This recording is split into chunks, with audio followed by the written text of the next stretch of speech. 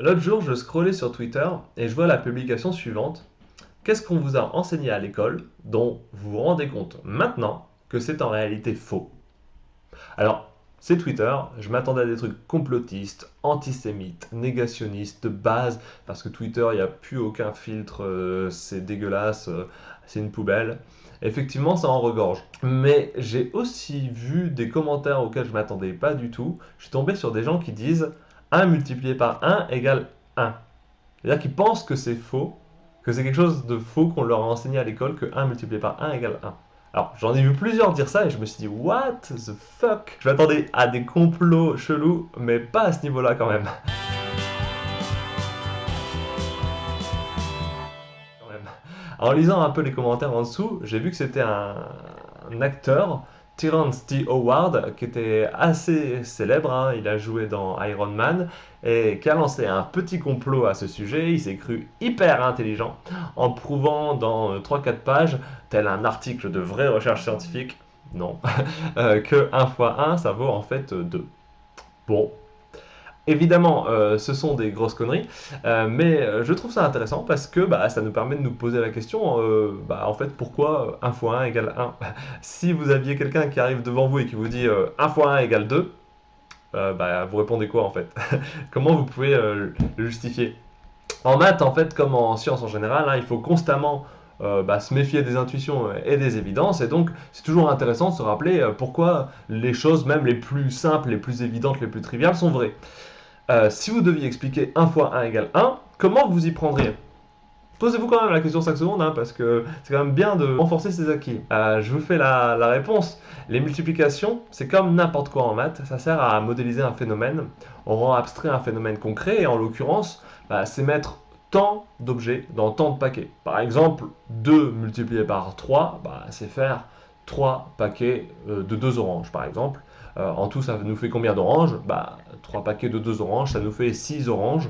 En ayant cette explication, bah, ça devient évident que 1 multiplié par 1 nous fait un paquet de 1 orange, donc en tout, une orange, 1 fois 1 égale 1.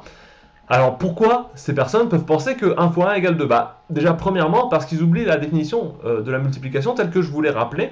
En fait, j'ai interagi avec une personne qui pense que 1 fois 1 égale 2, et j'ai compris que sa définition à elle, c'était pas la même. C'était de dire que 1 multiply 1 equals 2. En anglais, en anglais comme en français aussi, je crois, le mot multiply, c'est le même que celui, par exemple, employé pour la division cellulaire.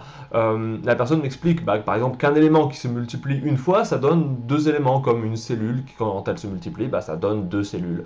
Et donc, je lui demande, bah, 4 éléments qui se multiplient 4 fois, ça donne combien? 4 fois 4 égale quoi? Et elle me dit 24. Bon, alors là, je comprends plus, hein. Faut pas forcément les pousser trop loin, ces gens qui sont pas matheux. Mais pour moi, a priori, bah, si on suit sa logique, hein, si on fait des divisions de 4 cellules 4 fois, bah, la première, ça nous donne 8 cellules. Ensuite, de 8 cellules, on arrive à 16 cellules, puis 32, puis 64. Donc ça nous ferait 64 cellules. Mais bon, on va pas forcément demander à ces gens de réfléchir. Bref, ce que j'ai essayé de montrer à cette personne, c'est que la multiplication qu'elle définit bah, peut être effectivement définie, mais peut-être déjà sous un autre nom, parce que ce qu'on appelle la multiplication, c'est quand même quelque chose qui a une définition, qui est communément admise dans tout le monde mathématique.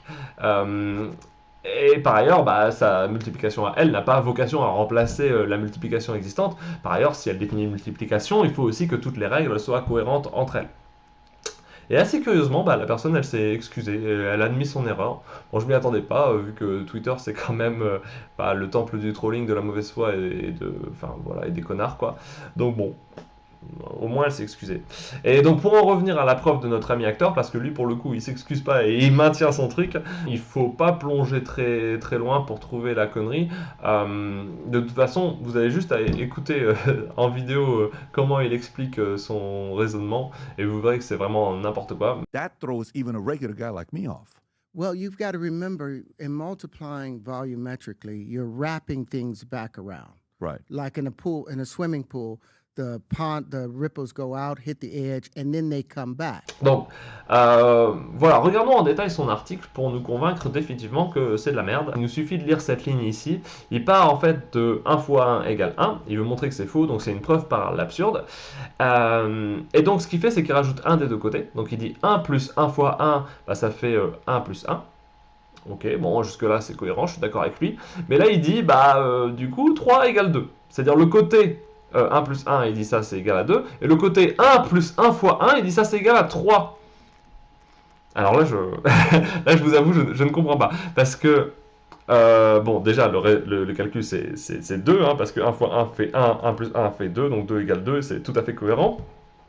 Mais même si on se trompe dans la priorité, parce que moi au début je pensais que c'était ça, mais non, si on se trompe dans la priorité, s'il fait d'abord 1 plus 1, bah, ça ferait 2, et 2 fois 1, ça fait 2 aussi. Donc même en faisant la priorité des opérations, on ne peut pas trouver 3. Alors le seul truc que j'explique, c'est que peut-être que comme il y a 3, 1 là, il a écrit 3, mais je veux dire, à ce moment-là, là c'est bon, on n'a pas besoin de lire la suite de l'article. S'il part du principe que cette opération-là, que 1 plus 1 fois 1, ça fait 3, effectivement, il peut prouver n'importe quoi. Quand on part d'un prémisse faux, on peut prouver n'importe quoi, de vrai ou de faux. Souvent, l'exemple que je fais avec mes élèves, c'est la magie. Je leur dis, si la magie est vraie, si la magie existe, les grenouilles peuvent voler. Bah oui, voilà. Si on part d'un prémisse faux, on peut prouver n'importe quoi de faux. Là, si on part de 1 plus 1 fois 1 égale 3, bah oui, on peut probablement prouver que 1 fois 1 égale 2. Si la magie existe, alors les grenouilles peuvent voler. Bon. On s'arrête là, du coup, hein, ça sert à rien de lire la suite de l'article. Si notre ami ne sait pas calculer, on ne peut pas aller loin avec lui. Bon, je vous parle de tout ça parce que je trouve que c'est un complot assez surprenant. Et puis assez divertissant, hein, parce que là, bon, je trouve que c'est pas un complot très grave, très peu de personnes y croient, je pense. Mais juste parce que ce type est un acteur, vous allez quand même avoir certaines personnes très crédules qui vont y croire. Bon, par ailleurs, je trouve ça toujours intéressant de revenir sur les choses de base et parfois juste se rappeler pourquoi les choses sont vraies. Si vous avez aimé la vidéo, abonnez-vous et puis moi je vous dis ciao.